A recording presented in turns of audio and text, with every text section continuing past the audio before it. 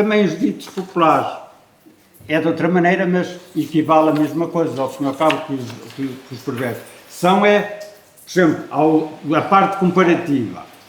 Alto como uma trave. Alto como uma trave. Amargar como? Trovisco. Também. Ou fel. Ao fel. Amigos como o cão E o gato. Exatamente. Pronto. Estão a perceber que aqui não é propriamente uma coisa, mas é a mesma popular. Expressões mesmo populares, por exemplo, assim: agarrar com unhas e dentes, andar a dois carrinhos. Este é um bocadinho mais difícil, mas pronto. Andar com o rei na barriga. Estão a ver? São expressões nossas. Agora, se me disser assim, mas isto são mesmo regionais, como eu digo que são também, não, em absoluto. Porquê? Porque elas já vêm de há muito tempo e têm interferências de culturas diversas e, portanto, aquilo que nos influenciou a nós também influenciou outros. Depois, algumas tornaram-se de caráter nacional, outras não, mas nunca ou dificilmente há uma ou outra palavra que é própria mesmo daquela freguesia exclusiva, daquela terra exclusiva. Dificilmente isso acontece. Portanto, como é que eu procedi para fazer isso? Eu fiz de acordo com as incidências. Portanto, eu quando vou a lares, quando vou a centros, principalmente lá, misericórdias, etc., eu digo assim algumas e eles depois, que também sabem, vão contando outras. Eu posso ter, e até já a conhecer, mas então ponho mais um pontinho naquela, a dizer que ouvi uma vez, ouvi duas, ouvi quantas ouvi. E depois, pela incidência, eu percebo que aqui são muito tidas em conta. Noutros lados pode ser ou não, mas aqui são efetivamente muito tidas em conta. Não resulta de um caso dizer-me assim, não, resulta de vários. Depois também achei de incluir as adivinhas porque nós aprendíamos, desde a escola primária, aprendíamos as adivinhas. E aquelas mais simples, que era mais para os jovenzinhos, né? O que é a letra que se encontra uma vez por minuto, duas vezes no momento e nenhuma vez no ano. E as pessoas deduziam. Eu sei, é o M. Pois, e chegava. Estas aprendi-as na catequese. Pronto, eu fui na escola, mas pronto, aprendemos assim. E depois também é aquele género de... há tantas... Pronto, o livro. Sou um nobre muito rico, feito por um subtil engenho, dou tudo quanto tenho, com quanto tenho em si. Temos estas, temos mais complicadas, digamos assim, mais para puxar um bocadinho, e nós, cheio de usar, interesse. Também a importância linguística dos trava-línguas. Não era só passatempo, era também passatempo. Mas, por serem difíceis de pronunciar, e era preferencialmente dito de forma rápida, tornaram-se brincadeira infantil, mas que também atrai os adultos. Eu vou dizer uma simples e uma mais complicada. Se vai bem fosse e viesse, vai bem ia. Mas como vai bem, vai e não bem, vai bem e não vai. É simples, mas estas letras de... Como aqui também, 3 pratos de trigo para 3 tristes tigres comerem, já é complicado, eu já falhei. Já trava língua. Vamos ver. Agora, uma que não é muito habitual, não é tão habitual, mas que eu acho que é tremendamente interessante. Uma casa ladrilhada, bem ladrilhada está. O ladrilhador que a ladrilhou, não a desenladrilhará. É fácil, depois de compreender o sentido. Se pensarmos um bocado de sentido, não custa nada. Se não pensarmos, é complicadíssimo. Depois há outras, e eu vou avançar, como é lógico. Também as lenga-lengas eram muitíssimo usadas na minha altura de criança e depois mesmo na geração seguinte ainda eram muito usadas. Hoje tem-se perdido, muita coisa se perde e hoje perde-se. Qual é o meu método de trabalho? Ou qual foi o meu método de trabalho também para fazer este livro? Eu levava o meu material, o meu conhecimento e chegava, quando tinha uma sessão, dizia algumas minhas, mas dizia para eles também depois me ensinar. E então, por exemplo, hoje é domingo, repenico ao cinto, sino é douro, mata o touro é bravo, mata o soldado é valente, mata a gente é fraquinha, mata a galinha é mole, arrebenta o fole, e lá vai tudo. E as pessoas, a maioria sabe isto, mas eu quando vou, eles dizem assim, mas eu sei outra. E eu assim, maravilha, sabe outra? Diga para eu anotar, é uma variante. E eles dizem, por exemplo, deste, tem esta variante. E muito honestamente, eu não sei qual é a variante de qual. É uma versão, outra versão. Amanhã é domingo, pão com pingo. O galo francês pica na res. A res é mansa, foge para a França. Se cá voltar, torna a picar. O sino é douro, pica no touro. O touro é bravo, pica no fidalgo. Fidalgo é valente, mata 3 homens, numa cobra no dedo. Pronto, ok.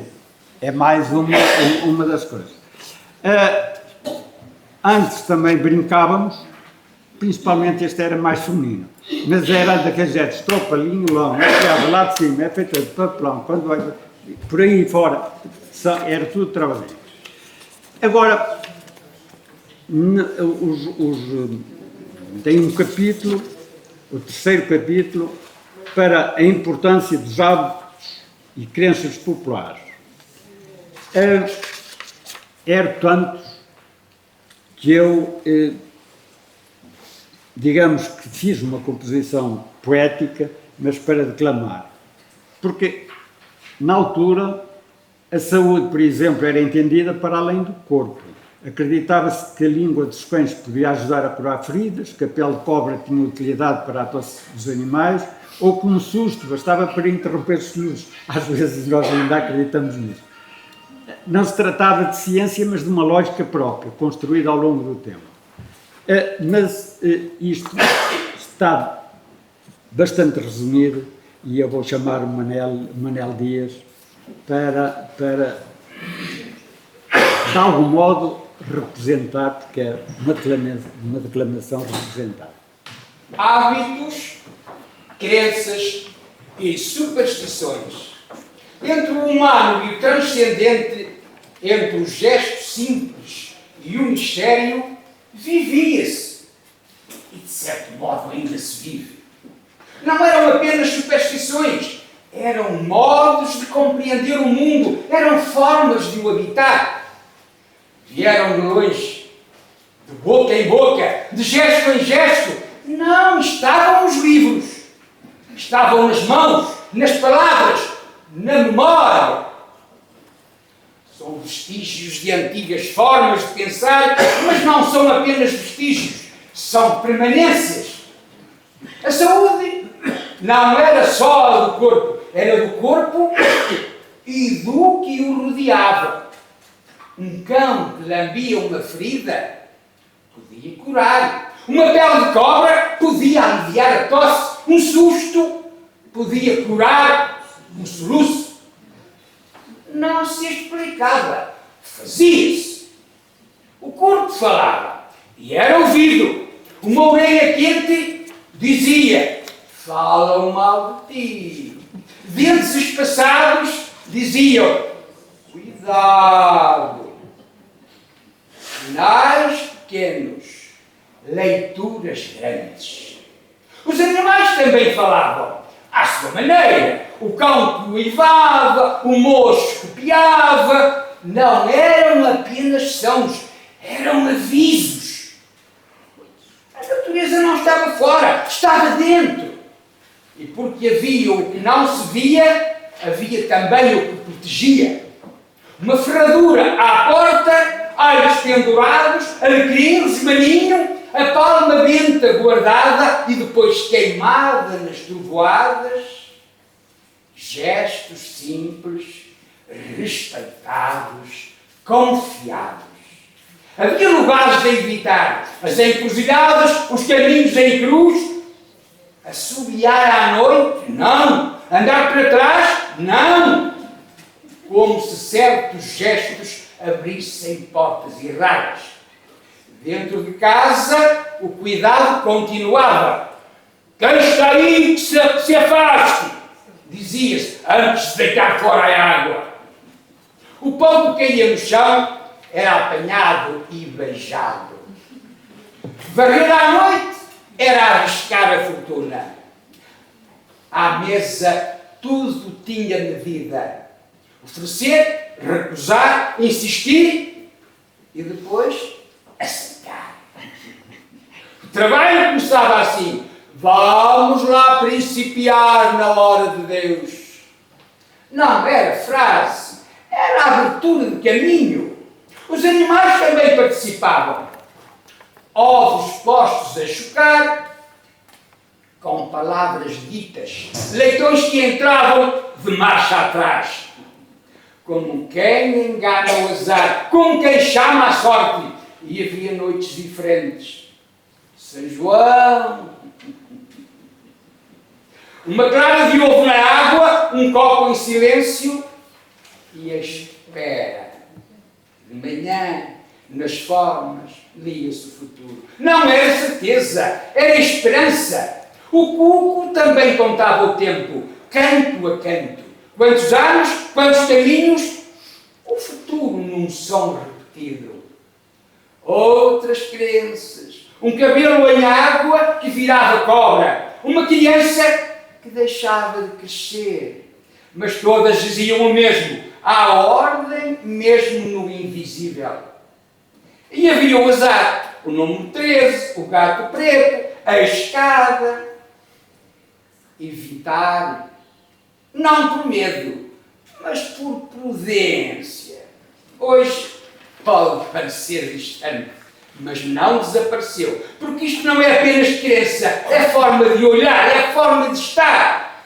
Como dizia Jorge Dias, a cultura é um sistema de sentido, e é nesse sentido que importa guardar. Não para repetir, mas para compreender. Não para voltar atrás, mas para seguir melhor. Das raízes aos caminhos do futuro.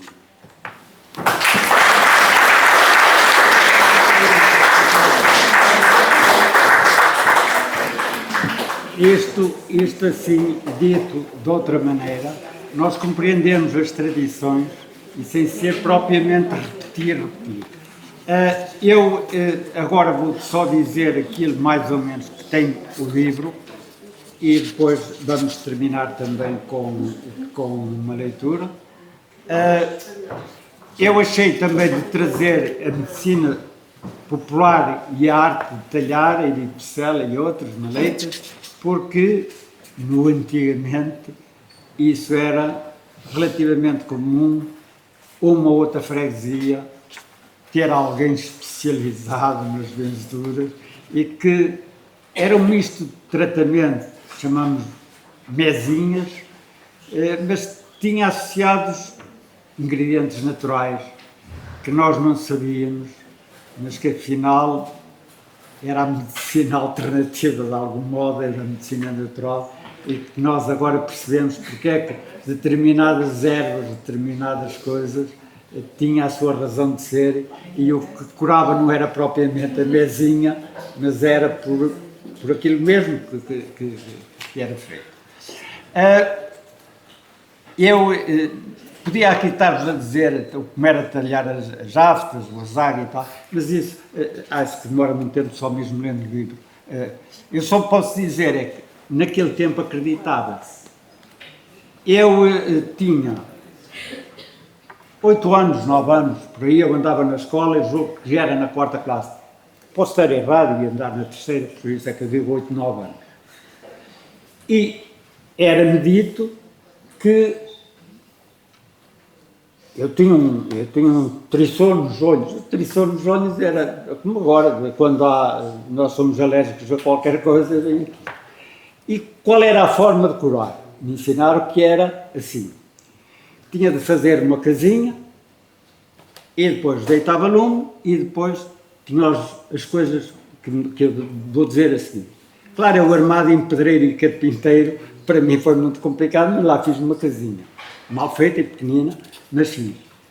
E depois fui buscar urze e tal, e acendi o lume dentro da casinha.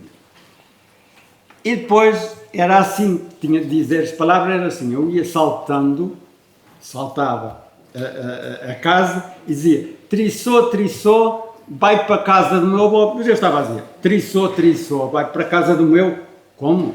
Então, mas se isso fica em família, melhor é aguentar que sou novo. E deixei-me ficar, sem coisa. Claro que eu aqui também faço menção às lendas, contos tradicionais e contos dos maus vizinhos, mas isso é ler no livro, porque realmente é muito tempo. Eu só vou dizer, porque as tradições eram tão importantes que até eu fiz parte da tradição.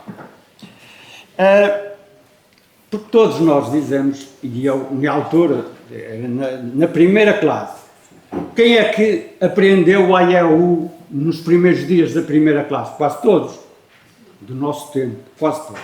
A primeira coisa que fazíamos era começar a desenhar as letras A, E, I, O, U. Eu no primeiro dia aprendi A, E, e não avancei mais. Para fazer as letrinhas todas em forma, ok. Depois, no segundo dia, aprendi o que faltava, I, O, U. E nesse mesmo dia, à noite, eu vi que precisava ter tido conhecimento do A, E, I, O, U. Como? Nem eu sei. Sei é que, enquanto os meus pais trabalhavam, naquele intervalo a minha mãe cozinhava, o meu pai fazia todas, dava comer ao gado, pasto ao gado, as lavagens, etc. E eu tinha uma tarefa. Tinha de ir à adega, era um coisa térreo, e eu ia lá buscar um vinho, uma caneca, e não sei se lembram, havia aqueles pipos mais andadeiros, que eram os pipos pequenos de consumo, eu juro que era de 50 litros, que era de 2, pronto, aquilo era um pipo que ainda não tinha a torneira, ainda era lá em cima, com batoque, e depois era puxado com uma nós chamávamos, não era mangueira, nós não dizíamos mangueira, era borracha. E eu fui lá com a caneca, faz conta que era isto, eu fui lá com a caneca, puxei, no pipo, a mangueira, e puxei. Não foi o líquido, não me chegou à boca. E eu assim, bem, vou puxar mais.